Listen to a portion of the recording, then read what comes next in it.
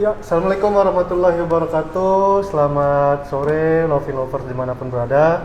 Kembali lagi live Instagram bersama Lovin. Kali ini kita kedatangan tamu istimewa dari pihak BNNK Sumedang ya Pak. Nah, BNNK Sumedang dengan Bapak Yudi Herianto. Selamat sore Pak Yudi. Sore Pak Yudi. Nah, berarti kita panggil Pak Yudi aja nih Pak ya. Boleh. Mas boleh. Iya, bebas. Jangan Mbak aja. Siap. Dan ditemani juga dari pihak manajemen Lovin, yaitu dengan Pak Yayan selaku SPV dari tim marketing. Selamat sore Pak Yayan. Sore Pak Haji. Ya, terima kasih juga nih atas waktunya nih Bapak-bapak udah bisa dapat meluangkan waktunya bersama kami.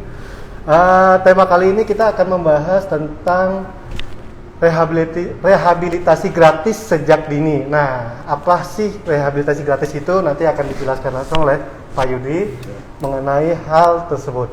Oke, mungkin sebelum kita ke materi intinya nih Pak, saya pengen tahu dulu nih tentang BNN Sumedang itu apakah langsung berkoneksi dengan BNN Pusat atau memang punya induk sendiri di Sumedang Pak? Baik, terima kasih Pak Haji. Ya, siap. BNNK Sumedang itu turunan dari BNNP provinsi ya. Oh, provinsi Dari jadi. pusat itu BNN RI, kemudian BNN provinsi, kemudian BNN kabupaten kota. Jadi di Jawa Barat ini hanya ada 14, baru 14 BNNK kabupaten kota plus 1 BNNP. Jadi ada 15. Oh, jadi belum Se-Jawa Barat belum. Oh, masih Jawa Barat. Belum Se-Indonesia belum. Jawa Barat. Kalau Indonesia juga baru ada berapa BNNP BNNK ya. Hanya berapa tuh. Belum seluruhnya. Hanya di Jawa Barat juga hanya baru 15 sama BNNP. Jadi belum semuanya kabupaten itu mempunyai kantor BNNK. Kabupaten kota. Kayak contohnya Bekasi yang banyak juga belum ada. Oh, Bekasi belum ada? Belum ada BNNK. Yang ada itu Kerawang. Kerawang. Ya. Sekarang seperti Kabupaten Sumedang, kita kan punya rayonisasi nih. Nah, rayonisasi Kabupaten Sumedang ini sama Kabupaten Subang. Termasuk Lovin dari salah satu daerah yang di bawahnya naon BNK Sumedang. Betul. Oke. Nah, jadi teman-teman mahasiswa, kalau yang khususnya untuk mahasiswa Jatinangor nih Pak, pastikan mereka ya kita nggak bisa menjudge atau apapun, tapi kan mereka ingin caranya mencegah gitu kan Pak.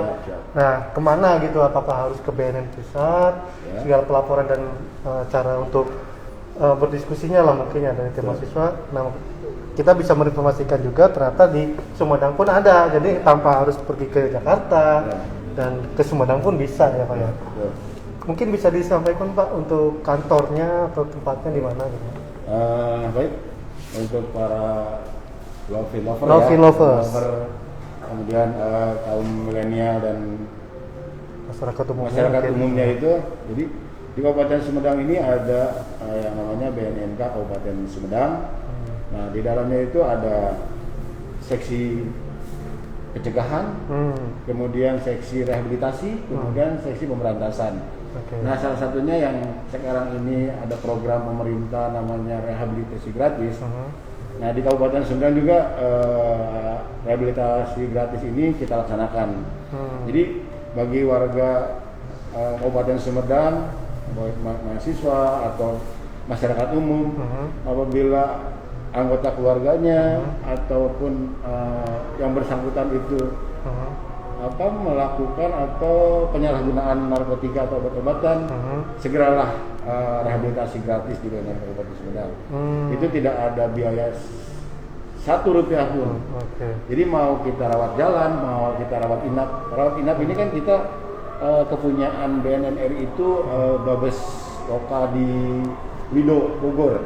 Oh, Lido Bogor. Ya, nah itu kepemilikan BNN RI. Jadi kalau seandainya rawat inap, bukan di Cawang ya Pak?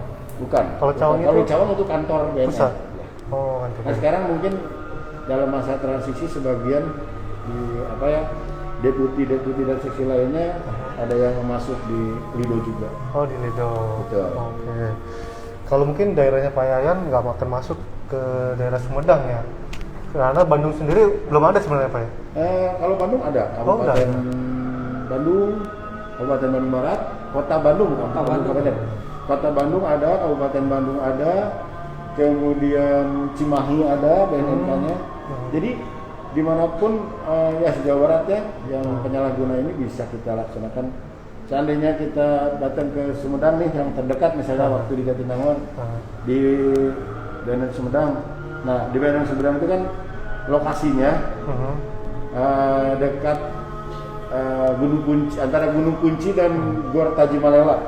Jadi di Jalan Pangeran Sugi nomor 11. Pangeran itu masih di daerah Sumedang.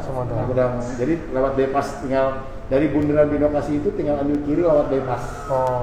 Itu pokoknya jalan Pangeran Sugi nomor 11. Oke. Ya. Nggak jauh ya. Jadi kan seandainya mahasiswa yang ini rehab itu datang ke BNNK, sananya dia kan posisinya lebih dekat ke Kabupaten Bandung Barat. Nah mungkin kita akan berkolaborasi dengan pihak Kabupaten Barat. Kita rujuk biar lebih dekat dia konselingnya atau untuk rencana terapi dan sebagainya. Jadi itu sebenarnya dimanapun nggak masalah ya Pak, itu terkoneksi semua ya masuk ke pusat untuk laporannya. Betul. Gitu. Oke, Pak Yayan mungkin ada ingin bertanyakan sebelum kita masuk ke materinya nih ke beliau. Kalau nggak ada mungkin kita langsung ke materinya aja ya Pak ya. Jadi saya mau tanyakan kepada Pak Budi nih Pak. Jadi untuk rehabilitasi itu berlaku untuk semua kalangan ya? Iya, semua kalangan. Jadi bukan hanya mahasiswa Pak Haji ya? Di masyarakat umum pun masyarakat umum juga boleh ya Pak ya? Karena gini, kalau rehabilitasi itu seandainya seseorang itu sedang menggunakan atau melakukan segeralah rehabilitasi itu dengan sadar diri, voluntary namanya. Nah dia datang ke rehabilitasi ke klinik Pratama BNN dan itu tidak ada akan proses hukum. Karena kan sekarang stigmanya masyarakat kalau ada BNN takut ditangkap. Betul. Sekarang ini kami merubah stigma masyarakat. Seandainya ada niatan anggota keluarganya atau yang bersangkutan itu sendiri ingin direhabilitasi dengan sendiri, niatan sendiri, itu tidak ada proses hukum dan kita layani rehab itu gratis. Itu ada batasan usia nggak Pak? Nggak ada. Berarti pernah nanganin masa anak SMP atau SD udah pelaku apa? Paling rendah umur 16 tahun. 16 tahun sudah ada yang direhabilitasi ya Pak? Tapi dia pemakaiannya ini sih bukan masih coba-coba gitu ya? Ya mungkin dia ikut-ikutan temen lah. Itu ada obat-obatan gitu. Karena kan kita sering juga dengar nih, kadang di sosmed juga ada jajanan-jajanan anak nih yang mengandung obat-obatan terlarang yang didesain mungkin jadi permen atau apa. Pernah kan sempat dengar di berita tuh Pak, ternyata ada kandungan zat apa yang masuk kategori berbahaya gitu Pak. Ya itu mungkin sejenis metavitamin gitu ya Pak. Metavitamin ya.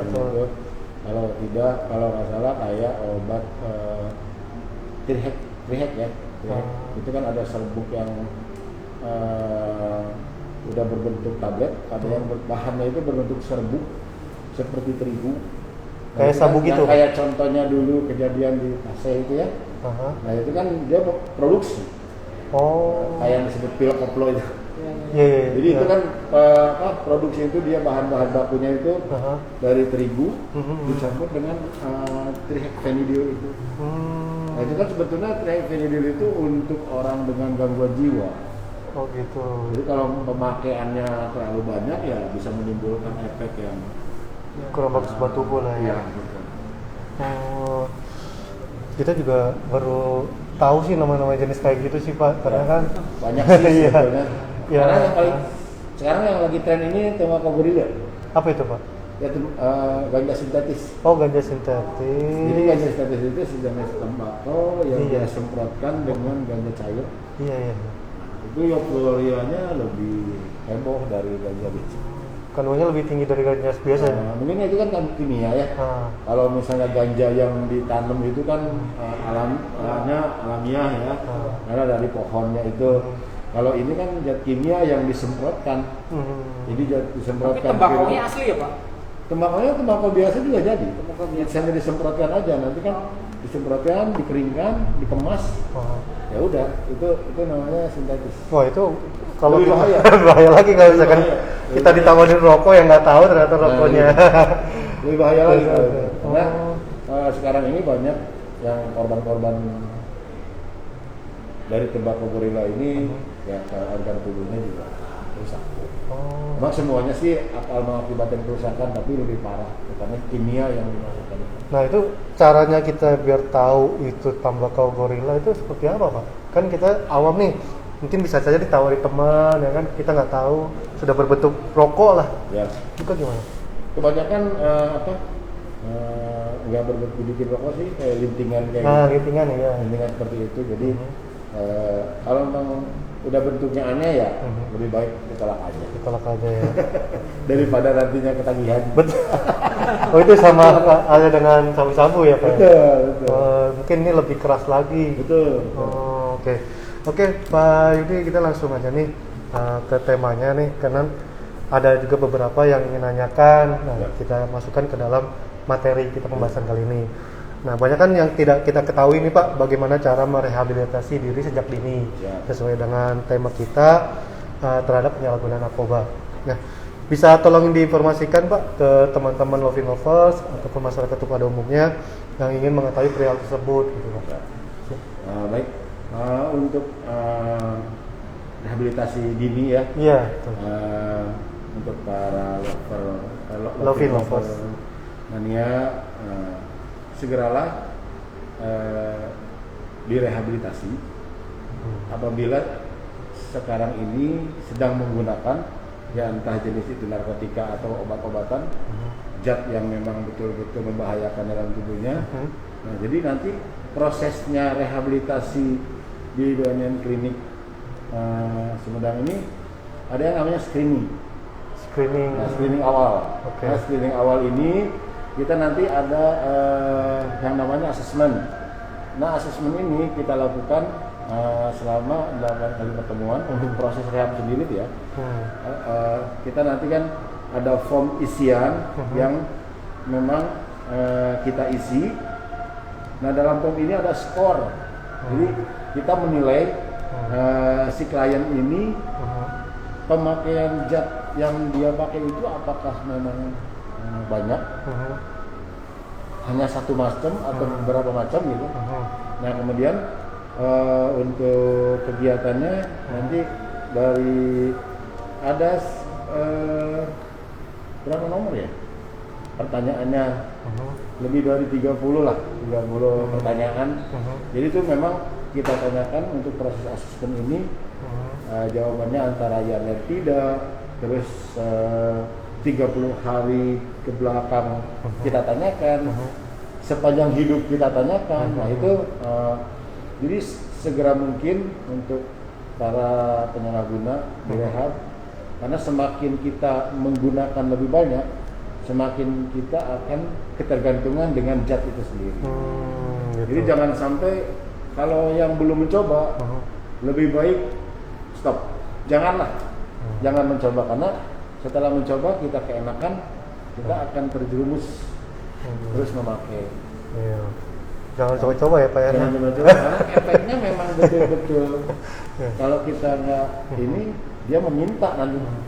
Nah Pak, yang jadi pertanyaannya, misalkan saya ya Pak ya, saya sudah mungkin terkena kecanduan morfin atau ganja atau obat-obat jenis lainnya, ingin merehabilitasi, cuma ada rasa takut gitu Pak. Wah, ntar jangan-jangan gue ditangkap terus diintegrasi, dapat dari mana soalnya.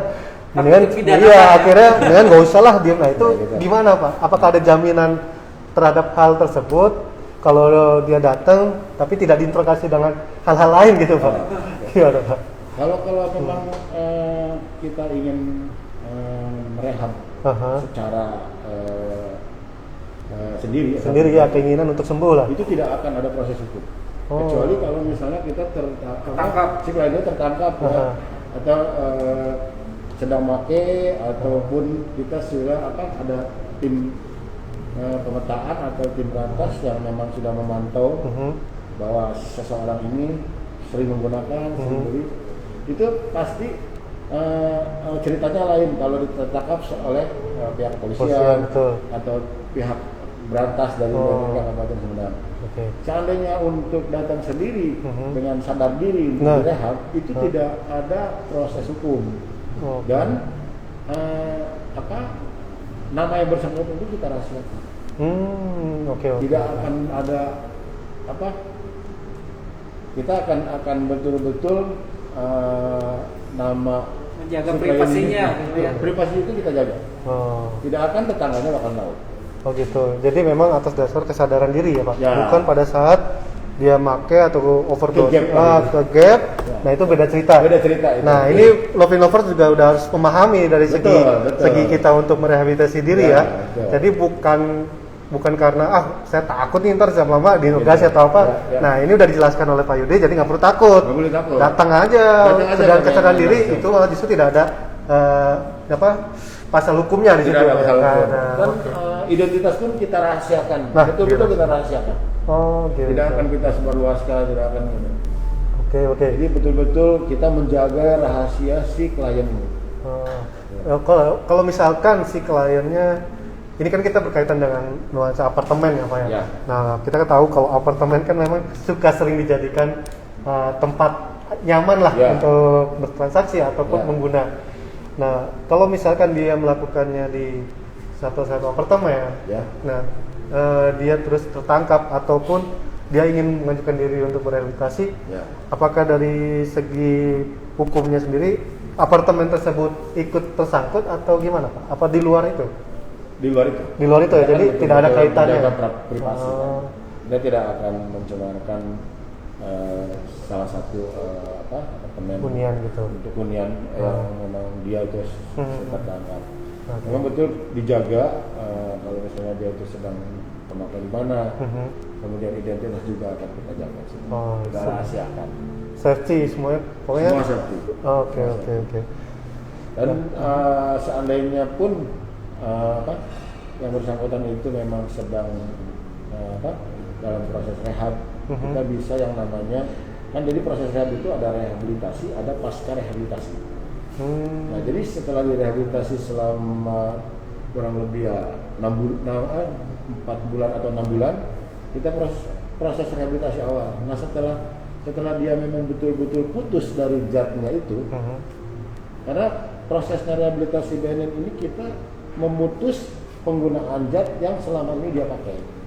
Jadi jangan sampai dia memakai lagi sabu. Terulang lagi ya Pak. Terulang lagi, nah itu kita putus. Nah nanti kita dampingi.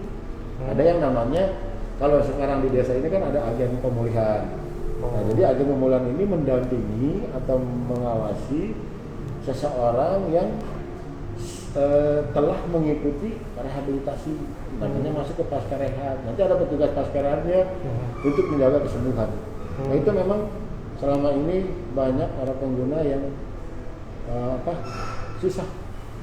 susahnya untuk mempertahankan mempertahankan kekambuhannya. Karena kan dia udah mindsetnya pabriknya nyaman nih waktu suasana seperti ini pakai sabu. Aduh posisinya enak nih Nah, itu lingkungan juga bisa menentukan dia mau kambuh kembali. Makanya kita sering dengar tuh berita-berita begitu. Udah sembuh, udah direhab, ternyata ke gap lagi, menggunakan masuk kemudian dia pakai lagi. Mungkin ada pertanyaan ke Pak Yudi tentang kondisi apartemen atas Lovin sendiri mendukung dengan acara seperti ini atau gimana? Silakan.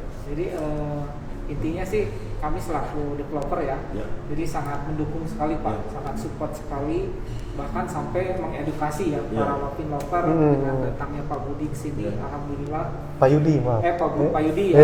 Maaf Pak Yudi. Jadi ini kita sinergi lah istilahnya. Jadi satu-satunya developer yang mungkin sinergi langsung dengan pihak BNNK Sumedang Nah mudah-mudahan nantinya ke depannya para Lovin lover ini baik itu penghuni ataupun investor itu akan merasa nyaman nyaman, aman gitu, tentram gitu ya. Terus anak-anaknya yang kuliah di sini juga orang tuanya bisa trust lah, aman. Betul. Apalagi memang sudah bentuk kerjasama ya kemarin. Jadi makanya BNN juga pas waktu 2000 awal 2021 ya. 2021. Ada kedatangan dari Lopin untuk bekerja sama terkait dengan hunian dengan bebas narkoba itu. Ya memang BNN juga senang karena biar lebih leluasa untuk memberikan atau mensosialisasikan tentang bahaya narkoba itu. Karena kita kan betul-betul Jatinangor ini kan ya bisa dibilang Indonesia lah ya. Betul. Gitu kan? Dari Sabang sampai Merauke ada di Jatinangor. Ada di Jatinangor. Jadi mungkin yang 2020 ya hasil penangkapan orang-orang berantas ya. Sebetulnya Jatinangor ini dijadikan tempat transaksinya aja sih sebetulnya. Oh gitu. Karena memang banyak lintasannya gampang ya, dari Bandung bisa ke Cirebon atau dari Bandung langsung ke Garut. Mungkin lebih ini dijadikan sebagai tempat transit ya. Tempat transitnya aja. Waktu pernah dulu kasus juga ya ternyata yang diciduk bukan orang asli Jatinangor. Jatinangor itu memang sangat strategis lokasinya. Ya memang strategis juga. Apa mungkin karena banyaknya mahasiswa jadi jadikan sasaran? Ya mungkin. Ininya mungkin. Ya. Salah satunya. Nah kan pasti Lovin Lover juga yang sekarang lagi daring di rumah, yang belum aktif di kampus, sekarang mungkin di Unpad atau ITB. Nah ingin tahu nih Pak, kalau seandainya sudah aktif lagi, ya kan, gimana caranya kita menghindari hal-hal misalkan tidak mau terkontaminasi dengan lingkungan. Kan mahasiswa sendiri kan lebih rentan nih di dalam kampus maupun di luar kampus, atau apalagi di kos-kosan ya. Nah itu gimana tuh Pak? Mungkin ada tipsnya nih dari pihak BNN, harus bagaimana dan harus apa yang dilakuin gitu Pak? Kalau menurut saya untuk para Lovin semuanya, kalau seandainya ada yang memberikan atau mengarahkan untuk mencoba, kita harus berani menolak aja. Kata kuncinya menolak untuk menggunakan, karena kita kalau misalnya sudah diberi atau dikasih semacam ya kayak sabu-sabu untuk berani mencoba, ya itu ya risikonya akan terjadi oleh diri sendirinya. Lebih baik menolak awal aja, menolak. Maupun dia dari satu hunian ataupun dari luar hunian, kita harus berani menolak. Kalau misalnya kita udah tahu bahwa bahayanya narkoba itu seperti apa. Karena kan mungkin dari mereka sekolah SMA juga atau SMP SMA itu pelajaran atau informasi tentang bahaya narkoba itu pastinya sudah diedukasi, diberikan oleh mungkin dari pihak kesehatan ataupun saya sekarang mungkin dari BNN itu sendiri. Sudah melakukan penyuluhan sebelumnya ya Pak ya? Betul. Oke. Nah ini kan kita kan namanya mahasiswa ya Pak, lebih baik mencegah di awal daripada kita mendapat efeknya kan terlalu luas ya Pak. Betul. Nah ini kan terkait dengan rehabilitasi nih Pak. Baik lagi yang soal yang tadi nih, sebenarnya banyak orang tua yang mungkin sudah tahu lah anaknya pecandu atau sudah pernah tangkap namun bebas karena tidak terbukti salah atau apa, tapi ada keinginan untuk merehabilitasi anaknya. Cuma pasti ada rasa ketakutan nih Pak. Yang kayak tadi kan nggak perlu takut lah karena kan rahasia dijaga atau segala macam.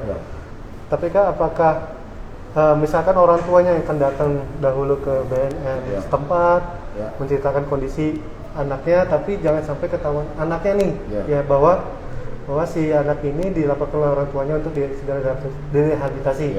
Nah itu kan otomatis BNN sendiri yang akan datang untuk bukan menangkap ya, mendatangi kan tanpa pengetahuan si anaknya ini Pak. Nah itu konteksnya gimana Pak? Kalau konteksnya si anak belum atau menolak untuk direhab, tapi orang tuanya ingin. Nah, karena ada pernah contoh kasus ya anaknya penyalahguna, kemudian ibunya memang udah tahu bahwa anaknya ini sering menggunakan. Nah dia konsultasi ke BNNK gimana Pak caranya, kita terima aspirasi ibu. Iya, karena kan orang tua ada yang nggak berani nih Pak. Ya gitu. Takut jadi, anaknya gimana. Memang sih salah satunya untuk anak ini bisa mengikuti proses rehabilitasi. Ya satu-satunya itu yang lebih baik pihak keluarga juga ya, dan terutama kedua orang tuanya. Jadi seandainya, karena kan gini, Pak, karena salah sama saya, anak ini menolak. Lawan atau apa gitu. Jadi akhirnya kita cari waktu, kita datang, jemput bola lah ini. Kita datang ke rumahnya, ngobrol secara baik-baik. Nah, ya seandainya anak ini memang betul belum ingin direhabilitasi, kita lihat perkembangan berikut. Gitu. Jadi kita pantau anak ini, ya mungkin kita tidak tiap hari atau ya minggu mengawasi ya. Kita meminta nomor kontak orang tuanya biar kita bisa komunikasi. Sekarang sedang apa atau anaknya apa sedang pakai atau tidak. Nah itu kalau kondisinya si anak lagi pada saat pakai nih tapi BNN datang, otomatis kan itu kan kayak nge-gap atau itu gimana dari hukumnya? Itu kita nggak akan lakukan untuk datang ke rumahnya. Oh gitu. Di saat dia pakai, setelah kita ajak konsultasi itu yang sudah aja nggak ada posisinya dia ngelantur pertanyaannya. Jawabannya kemana aja. Jadi di saat dia tidak pakai, nah kita akan lakukan konseling itu. Biasanya memang kalau pengguna itu lagi di saat menggunakan nggak fokus ya Pak untuk dikasih pertanyaan segala macam. Betul. Karena banyak pertanyaan yang kita lantarkan ini menyangkut ya pemakaian dia, kondisi sekarang dia seperti apa. Karena kan jawab ya yang kita pernah lakukan asesmen di saat dia sedang menggunakan, dia memang saya nggak sakit, saya ngerasa nyaman loh pakai ini. Nah itu kan dia kan kita nggak bisa maksa kamu harus berhenti, karena gini nggak bisa. Dia kita bangun kesadaran sendirinya untuk memang betul-betul betul ya menggunakan obat ini saya itu salah. Nah efeknya sebenarnya jadi BNN ini melakukan rehabilitasi ini agar hati dan pikirannya dia itu bersatu untuk mengungkapkan bahwa melakukan hal seperti ini salah. Nah, gitu. Jadi nggak kita paksakan kamu salah pakai ini kamu ya itu dia akan lari. Oh siap. Jadi akan sadar sendiri ya Pak. Teknik konselingnya memang betul-betul harus sabar. Tidak bisa. Kalau nggak sabar dia akan. Hari pertama dia datang, hari kedua, ketiga dia kabur. Bisa. Nah mungkin juga dari pihak Lovin sendiri ya, developer yang istilahnya sudah terkenal banyak lah di kalangan properti. Nah mungkin ada wadah atau apa gitu dari pihak developer sendiri, mungkin penyuluhan atau karena bekerja sama dengan BNN, apakah dari pihak developer sendiri memfasilitasi itu semua Pak? Mungkin Pak Yayan bisa sampaikan juga ke Lovin Lovers nih. Jadi para Lovin Lovers maupun orang tua ya yang sedang menyaksikan ini bisa tahu nih, ternyata saya beli di Lovin bisa nyaman nih, karena kan benar tadi udah mendengar dengan adanya bahaya narkoba, terus jauh dari orang tua kan lebih rentan lagi ya Pak ya. Nah itu apakah dari pihak developer mungkin Pak Yayan bisa sampaikan bahwa ada safety-nya loh di Lovin gitu. Ya tentunya ya Pak Haji ya. Kenapa kita kerjasama dengan pihak BNN ya? Jadi developer itu ingin mempunyai hunian yang memang benar-benar punya value ya, punya kelebihan selain dari fasilitasnya yang lengkap, gitu, yang banyak menunjang kegiatan anak muda. Juga kita ingin punya value yang lain, yaitu dari segi safety ya, safety karena kita berada kan di area kawasan Edu City, kawasan pendidikan Jatinangor gitu. Jadi kita lebih ingin meyakinkan ke investor, ke orang tua mahasiswa bahwa kita ini punya wadah loh nih, punya istilahnya bahkan kita punya sarana untuk merehabilitasi ya, mengedukasi gitu tentang hal-hal yang berkaitan dengan zat-zat terlarang ya. Ya, jadi Lovin Lover khususnya nih bagi yang menghuni itu di Lovin nantinya, insya Allah kedepannya mungkin Lovin akan lebih aman ya, lebih terjaga dari hal-hal yang merusak generasi muda ya. Tapi emang yang saya tahu baru Lovin yang baru Lovin. Jadi Lovin Bapak yang selama ini belum pernah menangani dalam satu hunian apartemen gitu Pak, yang bekerja sama dengan BNN Kabupaten baru Lovin ya. Nah, biasa Lovin. Biasalah, bisa buat promosi teman-teman Lovin juga Pak. Lovin Lover semuanya hunian paling bagus deh. Tapi ini Pak, kan namanya orang tua ya, pasti untuk menempatkan satu anak, apalagi orang tua di Jatinangor ini kan dari berbagai kalangan ya, maupun dari seluruh daerah, berbagai provinsi. Pasti kan menitipkan anaknya di satu tempat atau misalkan di apartemen lah, misalnya di Lovin gitu ya. Nah pasti kan ada rasa apa ya, masih belum percaya gitu Pak kalau apartemen yakin, nah mungkin bisa disampaikan dari pihak BNK bentuk kerjasama dari pihak Lovin ini nantinya akan seperti apa. Jadi bagi para investor maupun orang tua juga bisa meyakinkan gitu loh kalau Lovin memang aman lah memproteksi anak-anaknya gitu Pak.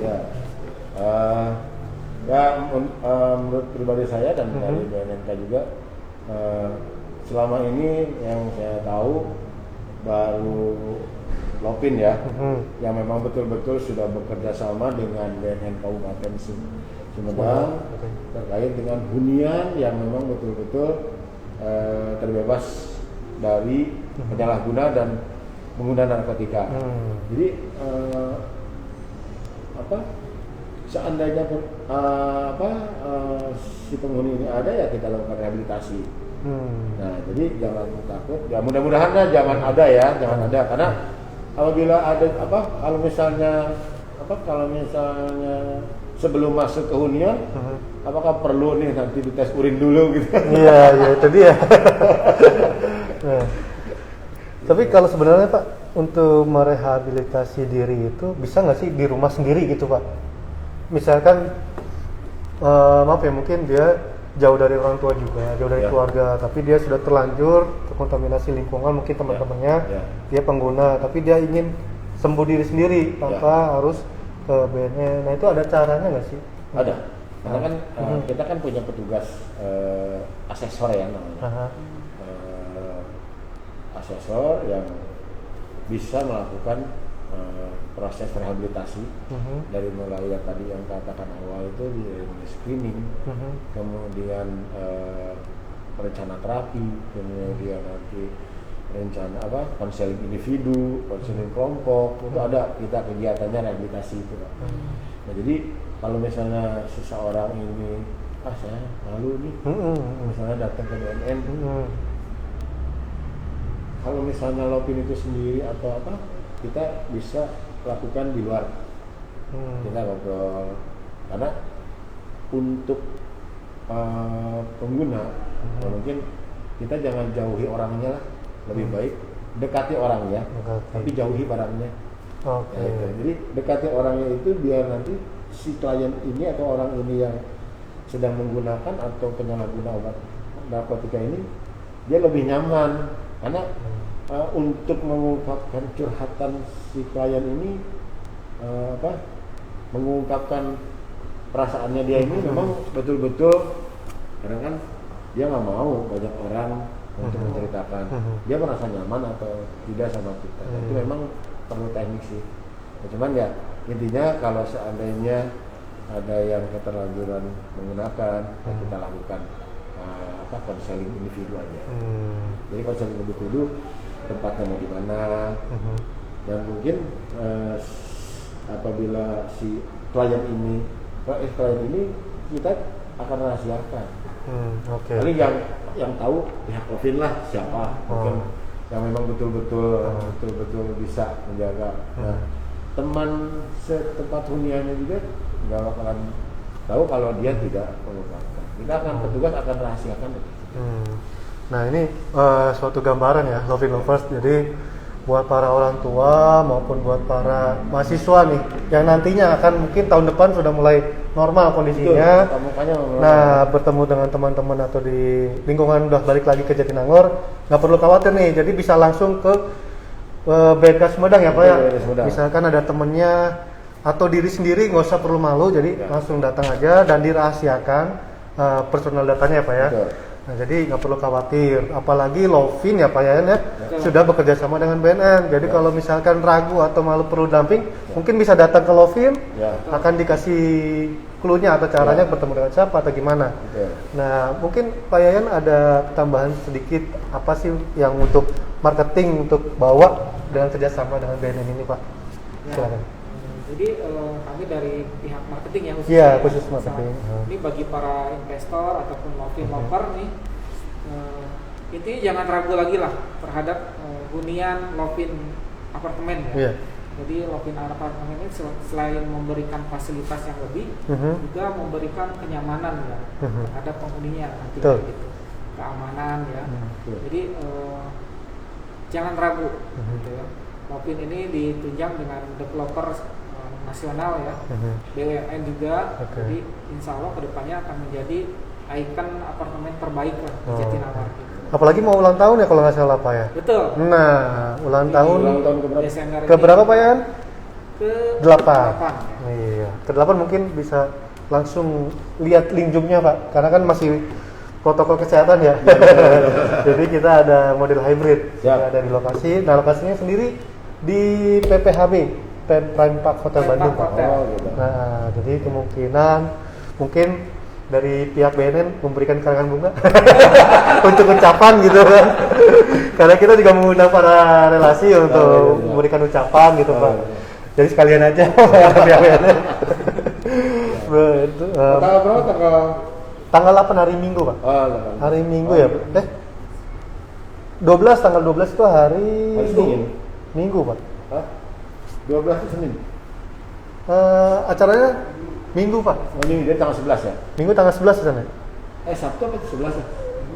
Minggu 12. Minggu 12 Pak. Iya, jadi tanggal 12 Desember hari Minggu itu kita mulai mengadakan acara ulang tahun PP Property yang ke-8. Nah, ini juga dengan jayanya dan makin bertambahnya usia, pastikan lebih mempererat kerjasama dengan pihak BNN nih. Nah, apalagi sudah tagline-nya bersih narkoba, hunian bersih narkoba. Nah ini juga mungkin hunian bersinar ya, bersih narkoba. Oh iya. Nah itu boleh tuh tagline-nya sekarang hunian bersinar. Jadi hunian bersinar gitu kan, bersih narkoba gitu kan. Oke, satu lagi nih Pak, ini pasti kan pernah namanya kerja di BNN kan ada tantangan ya Pak. Betul. Rintangannya kan. Mungkin itu ada perlawanan dari pihak pengguna yang harusnya dari pihak keluarga meminta untuk direhab. Nah, pernah nggak Pak mengalami hal yang lebih ekstrim? Nah, gitu. Karena kan di manapun berada di Lovin Lovers nih, khususnya orang tua ya, pasti pengen tahu sih yang sudah disampaikan Pak Yudi pengalamannya. Mungkin tadi caranya juga bisa dipraktekkan. Nah, kita juga pengen tahu nih Pak tantangannya Pak, gitu. Ya mungkin kalau untuk yang kalau direhab sendiri ya, direhab sendiri ya yang saya khawatirkan ini si pengguna ini tidak berlanjut untuk direhab. Kalau tantangan sendiri sih nggak ada ya untuk direhab. Mungkin kalau pihak berantas mungkin ada karena dia berhadapan langsung dengan pemakai atau sindikat yang memang betul-betul masih di luar. Tapi kalau misalnya orang rehab ini kita tidak ada ya selama ini tidak ada tantangan, cuman kita hanya kekhawatiran aja. Kekhawatiran ini proses untuk mengikuti rehabilitasinya itu dia keburu ogah-ogahan lah, malas-malasan gitu. Saya nggak mau lah ikutan rehabilitasi lagi. Nah akhirnya dia pakai lagi. Nah, itu mungkin yang kekhawatiran bagi tim dari rehabilitasi itu. Karena kan kita udah pelaksanaan asesmen, kemudian lanjut dengan rencana terapi, kemudian dengan konseling individu, konseling kelompok, Nah, karena kan di situ kita nanti akan ada pelaporan. Jadi satu orang ini bisa kasih rapot bahwa si ini selama ini prosesnya seperti apa sih. Nah nanti kan di awal kita tes urin. Nah kemudian nanti pas di saat 8 kali pertemuan gitu kita ada tes urin ulang. Apakah selama ini dia ini masih menggunakan atau tidak?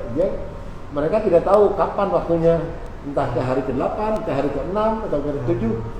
Nah jadi kita bukan menjebak ya namanya. Dia itu memang betul-betul mengikuti proses yang kita arahkan atau kita rencanakan atau tidak. Oh gitu. Nah selama ini emang alhamdulillah para klien yang direhab mengikuti rehabilitasi di Kabupaten Sumedang, mereka mengikuti dengan baik. Kemudian dari hasil penilaian scoring yang ada di POM kita laksanakan ini, hasilnya memang bagus. Jadi memperlihatkan tingkat perkembangannya bagus. Nah kemudian kita kan kerjasama juga sama BLK Balai Latihan Kerja. Nah jadi kita ikut sertakan para klien yang telah mengikuti pasca rehab rehabilitasi. Jadi agar mereka itu selesai mengikuti rehabilitasi pasca rehab, dia bisa produktif lagi, bisa produktif, bisa bersosialisasi dengan lingkungan, teman-teman kerjanya atau teman-teman bermainnya. Jadi tidak itu selama proses dia mengikuti pasca rehab, kita tidak akan lepas. Maksudnya tidak akan lepas itu kita awasi lagi karena ditakutkan anak ini kembali lagi menggunakan. Nah itu mungkin BNN tidak akan tidak rehabilitasi berjalan ya Pak ya. Terus karena kita terus mengawasi gitu terus sini bergaul dengan siapa karena kita selalu berkomunikasi dengan keluarganya. Karena proses rehab juga kita arahkan juga karena ada proses komunikasi, informasi dan edukasi KIE ke keluarganya juga. Jadi anggota keluarganya, ke orang tuanya, ke keluarga terdekat dia atau kakaknya, adiknya, kita libatkan karena untuk proses rehabilitasi itu sendiri yang paling baik itu yang memang arahan dari orang tua, keluarga lah intinya. Keluarga yang utama ya Pak ya. Karena dia kan orang-orang lain kan ya sesaat lah ya. Nah, ini tapi kan beda kalau keluarga sayang sama anaknya gitu. Nah itu Pak, saya pengen tahu ada nggak sih perbedaan merehabilitasi dengan pengguna yang sudah sekian lama dengan pengguna baru atau memang semua caranya sama cara merehabilitasinya? Misalkan saya pengguna kokain nih yang obat yang kelas atas. Nah sedangkan Pak Yayan misalkan pengguna cuma ganja lah ya ibaratnya masih bisa orang dijangkau. Nah ada sih perbedaannya, apa kelas-kelasnya tetap sama semua gitu Pak? Nanti kan ada yang namanya asesmen itu.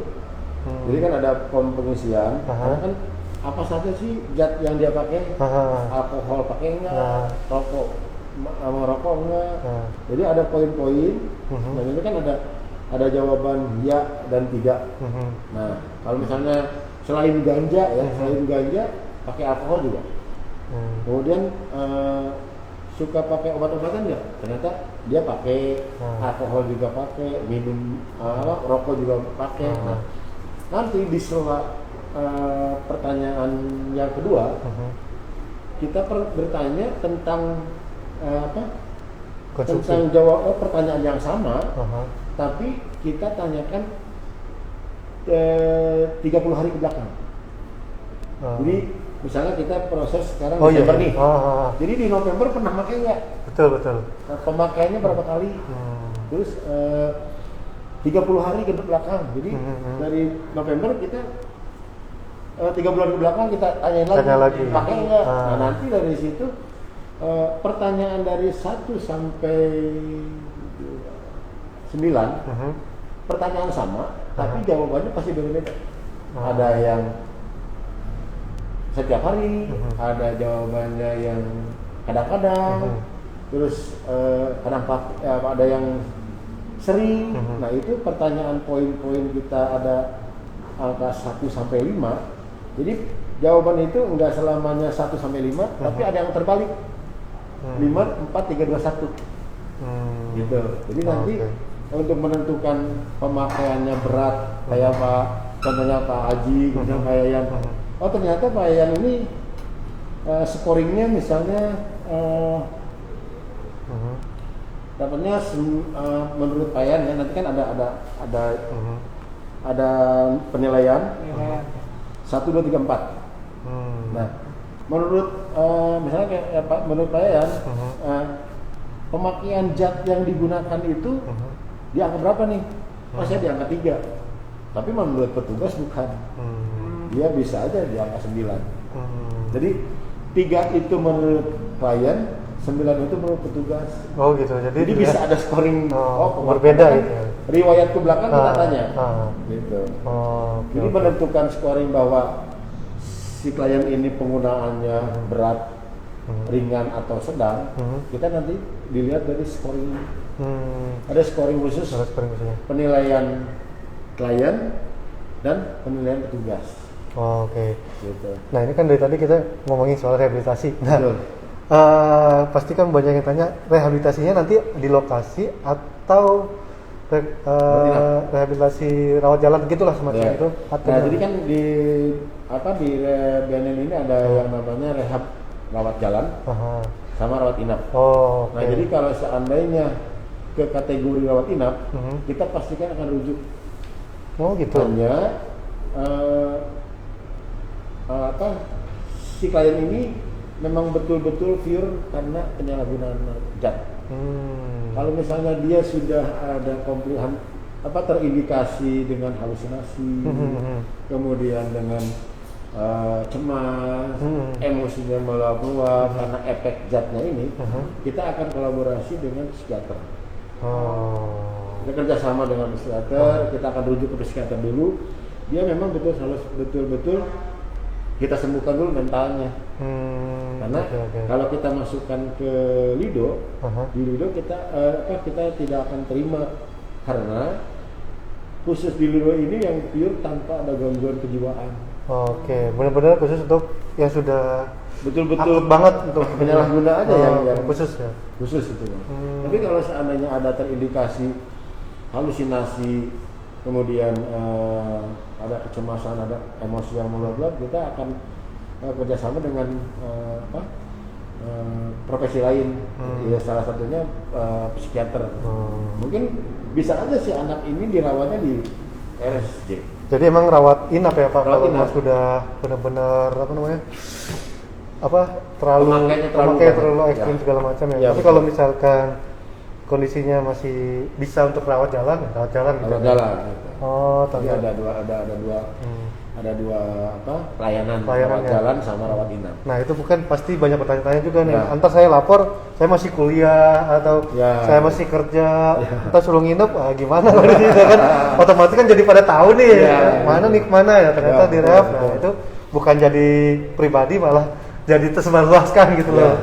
Nah jadi memang nanti dikondisikan di tempat ya Pak ya? Iya betul. Oke siap. Nah mungkin ada dari Pak Yayan bertanya langsung. Ya Pak, ini saya ingin bertanya nih.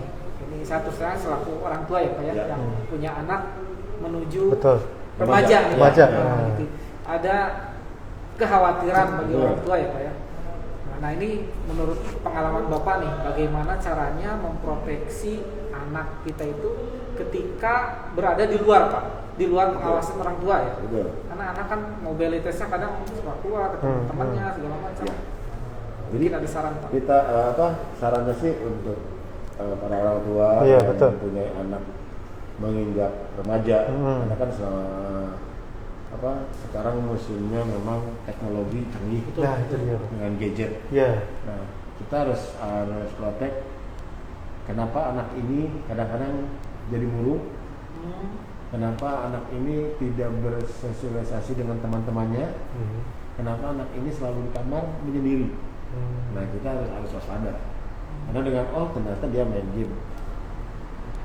Dengan main game ini kita jangan sebagai orang tua jangan lagi main game, ternyata dia main game main obat.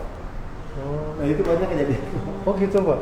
Jadi tempat penonton orang tua main game ya di rumah aja kan. Karena biar kuat ya Pak. Nah, biar kuat, biar nggak ngantuk. Kita kan enak dia main gitu. Nah itu banyak kejadian ternyata anak saya mah nggak kemana-mana, ada aja di rumah. Ternyata dia keluar sebentar beli obat, minum, udah dia di rumah. Nah itu salah satunya kita komunikasi Pak. Komunikasi yang karena penyebaran itu terjadi juga melalui sosmed ya Pak ya. Betul. Lu harus pakai ini nih biar kuat nih. Proses transaksi jual beli narkotika ini kita antara si pembeli dan penjual ini nggak tatap muka seperti ini. Nggak bertatap muka gitu ya? Karena dengan adanya teknologi ya, tinggal Sherlock, ditempel di mana. Untuk menghindari petugas lah. Punya strategi sendiri. Memang mereka udah protek lah ya. Betul-betul agar terhindar dari yang tadi dibilang petugas atau apa gitu. Nah itu Pak Yan, kita harus lebih peka dengan anak juga. Komunikasi ya Pak ya. Intinya komunikasi lah. Jadi jangan kenapa di kamar aja, jangan gitu. Ya, saling jangan menganggap bahwa anak kita diam di rumah itu aman. Belum tentu juga ya Pak. Gitu. Serba salah juga sih Pak. Kejadiannya sih, soalnya baca kejadiannya. Oh gitu. Dianggap anaknya baik-baik aja di rumah, ternyata dia pakai obat, ya pemakaiannya udah hampir 3 bulan, 4 bulan. Itu harus kita pahami Pak. Jadi main game belum tentu bebas dari penyalahgunaan. Nah, justru itu takutnya lebih benar lagi. Karena masa pandemi gini kan, ya memang pemakaian penyalahguna memang agak meningkat ya karena pandemi seperti ini. Ya kerja keluar nggak bisa, ya udah pakai di rumah aja. Oke, siap. Nah, nih Lovin Lovers sudah banyak tadi pembicaraan kita dengan Pak Yudi dan Pak Yayan, dan para Lovin Lovers juga udah nggak perlu ragu lagi. Misalkan ada orang tuanya atau teman sanak saudara yang ingin membutuhkan hunian yang aman, mungkin bisa langsung menghubungi Pak Yayan. Nah, untuk mengetahui lebih tahu lagi merehabilitasi diri di kawasan Jatinangor, bisa langsung ke Pak Yudi. Nah, mungkin ada statement closing nih Pak, closing statement nih Pak untuk teman-teman Lovin Lovers dari pihak Lovin mungkin bisa disampaikan, nanti juga dari Pak Yudi sebagai closing penutup dari acara kita Pak, bisa disampaikan juga saran, tips dan rehabilitasi lainnya Pak. Mari Pak Yayan silakan dimulai Pak. Untuk Lovin Lover bagi yang lagi mencari hunian ya ataupun tempat tinggal bagi mahasiswanya yang kuliah di Jatinangor, ini nggak usah ragu lagi, silakan datang langsung ke marketing galeri Lovin yang berada di Jalan Jatinangor nomor 122.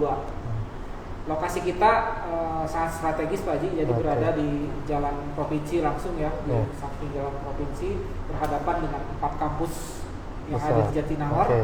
Jadi insya Allah lokasi kita paling strategis ya, paling strategis, aksesnya paling dekat ke setiap kampus.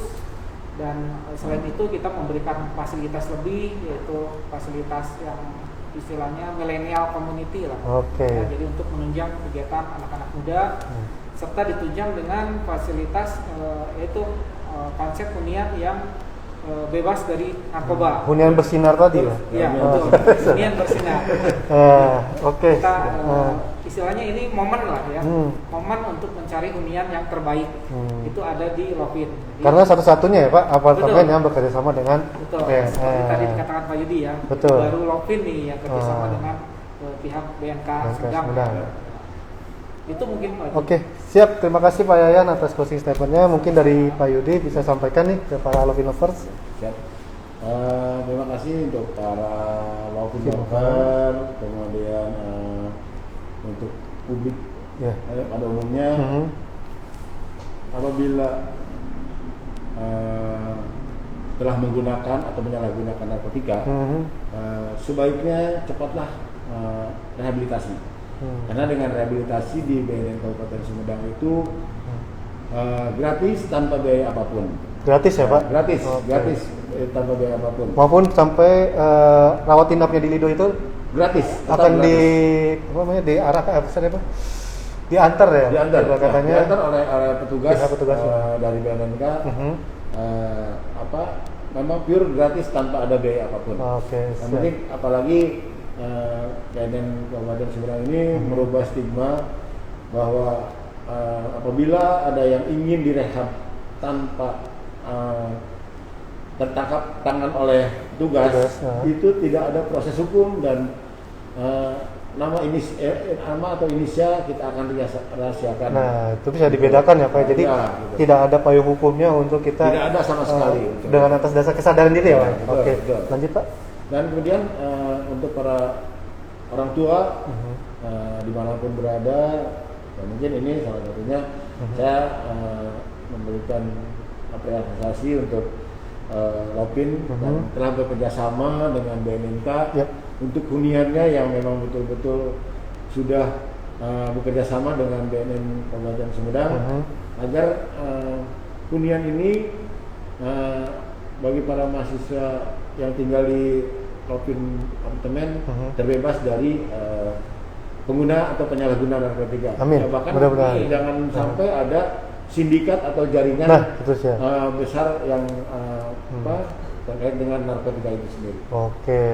Mungkin langsung. Oke, terima kasih banyak Pak Yudi. Dan terima kasih banyak juga Pak Yayan atas waktunya nih Pak, sudah melakukan jauh dari perjalanan yang sempat tersendat ya Pak. Maaf lah ini. Ya, terima kasih. Saya rasa jam 1:30 jam 2 kurang 4 saya udah sampai di Lopin. Yes, ya. Saya ternyata Tanjung Sari mentok ya. sampai di pasar itu sendiri apa ini tuh? Oh ternyata ada informasi ada trouble mobil yang sedang dievakuasi.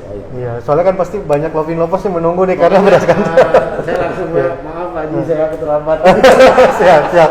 Nah, apa yang penting sudah tersampaikan teman lovers. Jadi tentang rehabilitasi ya sudah paham lah semuanya ya, sudah disampaikan tadi oleh Pak Yudi, dan dari segi hunian yang tepat untuk dipilih para orang tua untuk anaknya sudah disampaikan juga oleh Pak Yayan.